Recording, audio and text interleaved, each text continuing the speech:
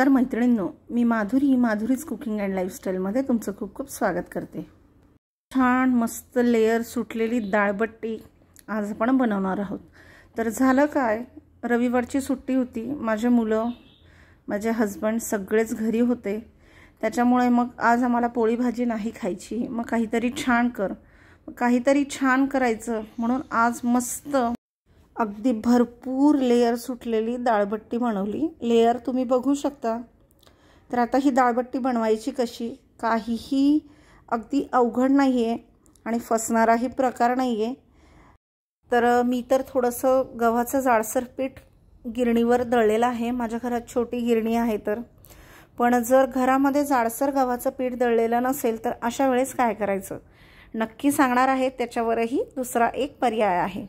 तर हे गव्हाचं जाडसर दळलेलं पीठ आहे, याच्यामध्ये 1 चमचा दही घालून घ्यायचं आहे, थोडीशी हळद घालायची आहे, अगदी अर्धा चमचा खाण्याचा सोडा घालायचा आहे, त्याच्यानंतर ओवा घालायचा आहे आणि चवीपुरतं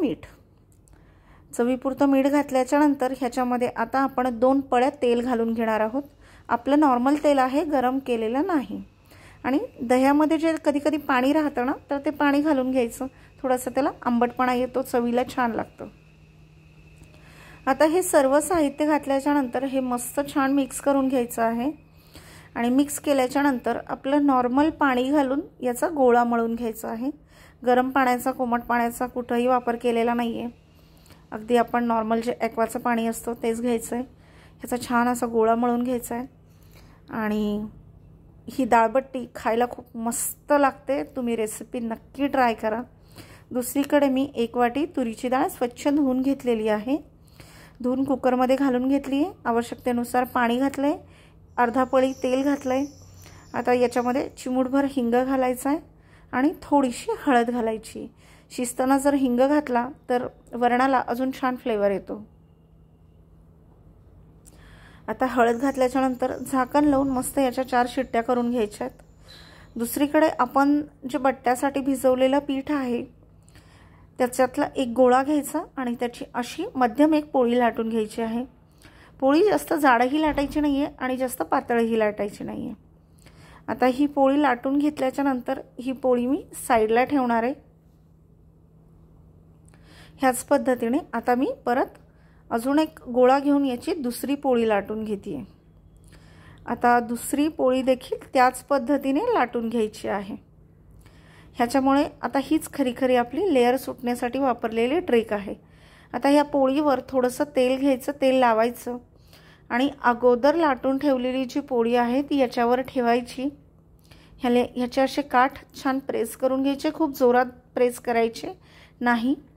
ह्याचा ह्या पद्धतीने रोल करून घ्यायचा आणि रोल केल्याच्या नंतर याचे साईडचे जे काठ असतात ते व्यवस्थित पॅक करून घ्यायचे, म्हणजे आपला रोल कुठेही सुटणार नाही। तुम्ही बघू शकता आणि याला असं थोडंसं पोळपाटावर थोडंसं अजून पातळसर करून घ्यायचं आहे आणि याचे काठ नीट दाबल्या गेलेत की नाही ते चेक करून घ्यायचं। तुम्हाला अजून एक रोल करून दाखवते। अजून एक रोल करण्यासाठी एक पोळी लाटून घेतलेली आहे, ही दुसरी पोळी मी लाटून घेते। त्याच पद्धतीने तशीच मध्यम लाटायची, एकावर एक ठेवून ह्याचा देखील आपण दुसरा रोल बनवून घेणार आहोत। मध्ये थोडासा तेलाचा हात लावायचा, त्याच्यामुळे लेयर सुटायला मदत होते। आता हा रोल केल्याच्या नंतर मी दुसरीकडे इडली पात्रामध्ये पाणी गरम करायला ठेवलं होतं, इडली पात्रातच आपण याला वाफवून घेणार आहोत। तुरीची डाळ देखील छान शिजली आहे, याला असं घोटून घ्यायचं आहे। ह्याच्यामध्ये आवश्यकतेनुसार पाणी घालून घ्यायचं आहे, म्हणजे वरण पातळ करून घ्यायचं आहे। आता वरण पातळ करून घेईपर्यंत मी दुसरीकडे गॅसवर तेल देखील गरम करण्यासाठी ठेवलेलं आहे, वरणाला फोडणी देण्यासाठी। तर वरणामध्ये ऑलरेडी हळद आणि हिंग घातलेला आहे। आता तेल छान गरम झालं की याच्यामध्ये जिरं मोहरी घालून घ्यायची आणि मी खोबरं लसूण अद्रक ह्याचं वाटण करून घेतलेलं आहे। त्याचा व्हिडिओ काही मी केला नाही, कारण नॉर्मली खोबरं अद्रक लसूण मिक्सरला बारीक करून घ्यायचं आहे। ह्याच्यामध्येच आता एक बारीक चिरलेला टोमॅटो घालून घ्यायचा आहे आणि 10 ते 12 कढीपत्त्याची पानं घालायची आहे। कढीपत्ता जर वरणातनं साईडला काढायचा नसेल तर तुरीची डाळ शिजताना देखील टोमॅटो आणि कढीपत्ता घातला तरी काही हरकत नाही। आता याच्यामध्ये लाल तिखट घालायचं, थोडीशी हळद घालायची आहे आणि काळं तिखट किंवा ज्याला आपण गोडा मसाला असं देखील म्हणतो ते देखील घालायचं आहे. 1 चमचा धण्याची पावडर घातली, चवीपुरतं मीठ घालायचं आहे. तिखट आणि मसाला तुम्ही तुमच्या आवडीप्रमाणे कमी जास्त करू शकता. आता पातळ केलेलं वरण याच्यात घालायचं आहे. कलर एकदम सुंदर आलेला आहे. आता याची छान दणकून उकळी काढायची. तोपर्यंत ह्या बट्ट्या छान वाफवून झालेल्या आहेत. ह्या पद्धतीने याचे असे छोटे छोटे काप करायचे आहेत. तुम्हाला हवे असेल तर तुम्ही मोठे देखील करू शकता. तेल गरम करायला ठेवलेलं आहे. तेल गरम झालं की त्याच्यामध्ये आता हे बट्ट्याचे काप टाकून आपण याला छान सोनेरी रंगावर येईपर्यंत मध्यम आचेवर तळायचं आहे.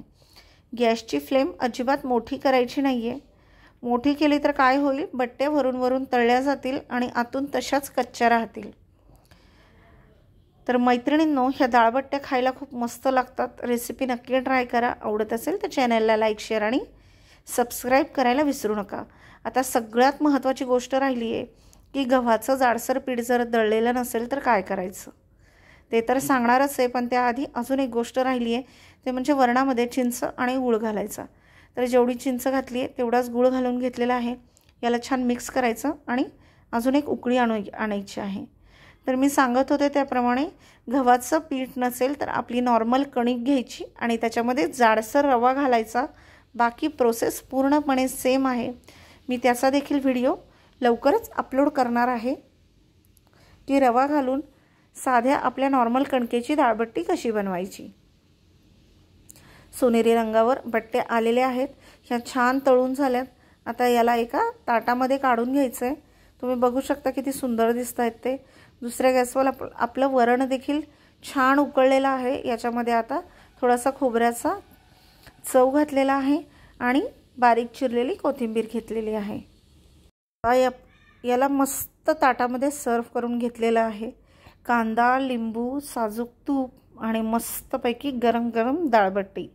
तर मैत्रिणींनो, नक्की ट्राय करा. भेटूया माझ्या पुढच्या रेसिपीमध्ये. तोपर्यंत खूप खूप धन्यवाद.